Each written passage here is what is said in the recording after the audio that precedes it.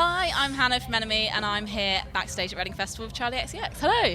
Hello. Welcome back to Reading Festival. Thank you. What's it like being at the festival, which was the festival you first ever went to? Definitely nostalgic. I feel old. Everyone is so young. So young. Everyone is so young and so hype.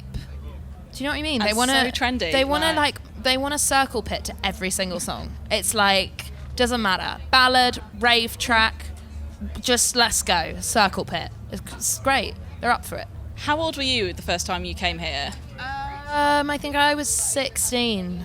So the classic pilgrimage. did my GCSEs. Let's go to Reading.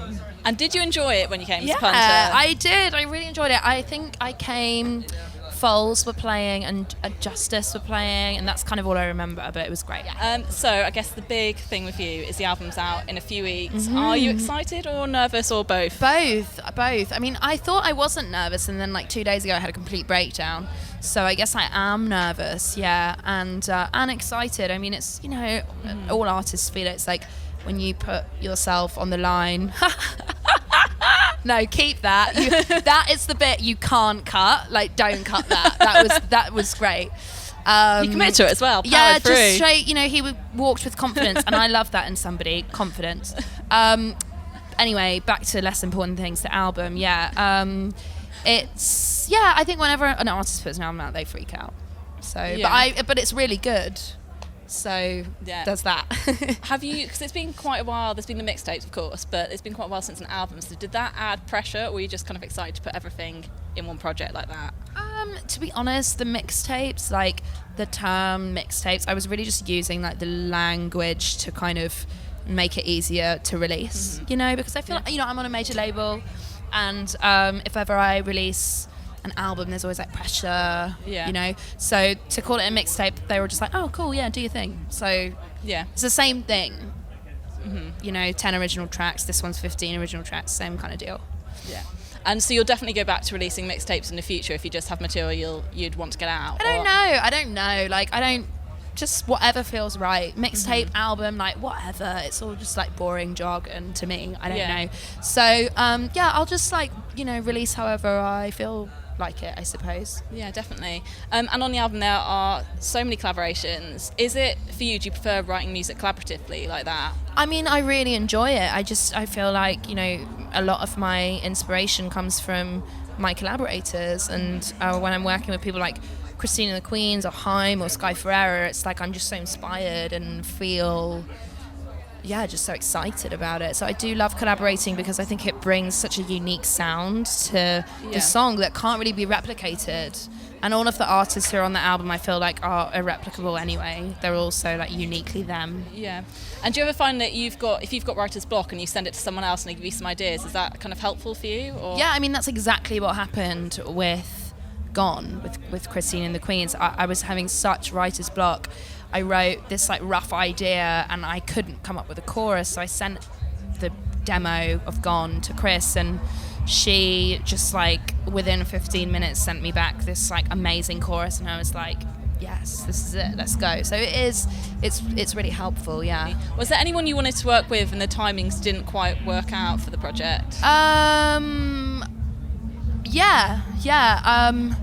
was loosely speaking to Robin. I was also loosely speaking to Matty Healy, and actually Grimes and I did make a song for the album, and we really liked it and it was really good, but it was just this techno. We just made a techno song with no words, and then I was going to put it on the album, and then I just spoke to her. I was like, should we not be writing a pop song? And she was like, yeah, we should write a massive pop song. So we kind of were like, okay, we'll come back to that then, because it was literally just it was a techno banger. But yeah, so hopefully we'll be able to revisit that. Yeah, techno album in the future. Maybe. Yeah, right. Watch out, Berlin. Watch out. And you mentioned Matty there. He was chatting on Radio 1 the other day about him sending you a beat. Are we ever going to hear that project? Will there be come out in the future? I hope so. Yeah, I mean, we sent some ideas back and forth, and I mean, I'm such a fan of him and the band. I just think they're really they're just very, get it. They just Yeah. get like they get it, and they also don't get it at the same time, which is, I think, the best way to make music. You know, like they don't fucking. Oh, can I swear? I don't know. They don't, I'm not like, oh fuck. They don't care. They just do them. You know, and I think he's such a smart lyricist that it's just very smart, but also like fun. And I feel like they really love pop music. Yeah, and I love that. I'm so inspired by that energy, that like uniqueness. So yeah, I don't know what's going on, but I really admire their songwriting. So hopefully something will happen. Yeah. And will you be sticking around to watch them later? Yeah, you know, I've never seen their show actually. So yeah, I'm really excited to watch it. And you've of course got the tour later this year. Is there anything you can tell us about it? Any surprises? Or hopefully there'll be lots of guests, especially at Brixton, and it's on Halloween. Yeah. So it will be themed probably. But otherwise, I don't know. I can't even believe I'm playing at Brixton. That's just, I'm like crazy. Yeah. Are you, because obviously you had the amazing Pop 2 shows, you had the Village Underground, which was so sick. Are you going to be kind of bringing that energy to the tour? Yeah, I don't want it to feel like a gig, you know, like, because I actually kind of hate gigs. Like, I know this is like the wrong place to say that, like enemy, like hate gigs, but I do.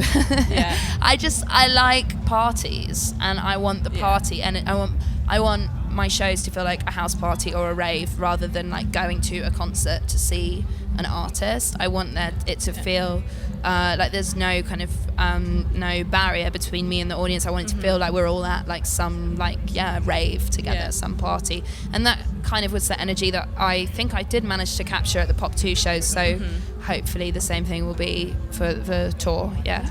And I was going to ask, obviously this is Reading. Traditionally, I guess when we both went as teenagers, so rock dominated. Oh, you went as well? Yeah, I went when I was 16, pilgrimage. Nice. Back in the day where pop acts used to get bottled. Is it a bit weird now? Who got bottled? So like Daphne and Celeste got bottled, Panic at the Disco got bottled. So it's even like Panic at the Disco? Yeah, got Brendan bottled? Urie got knocked out. I think it was 2006.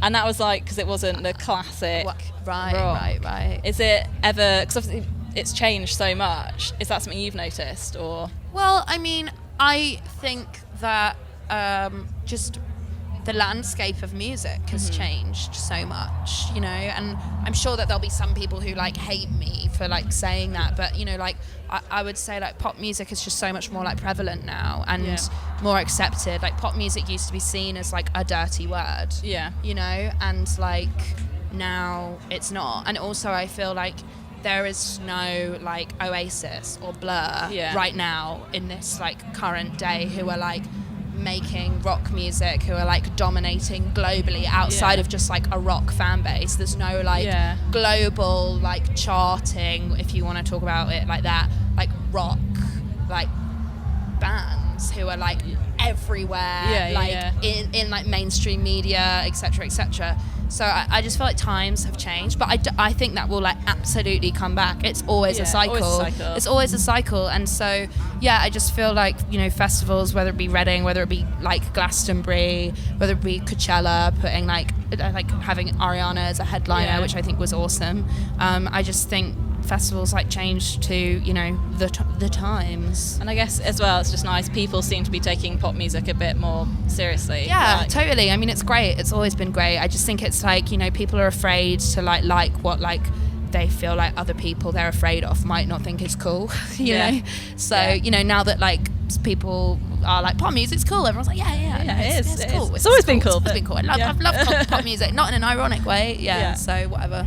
But that's great. I mean, also, what even is pop music? It's so diverse. Oh yeah, literally popular music could be. It's so like the 1975 are like pop to me. Yeah. You know, they're a band, but they're like making like incredibly like crafted top lines and like pop songs that like stick in my head. You know. Yeah.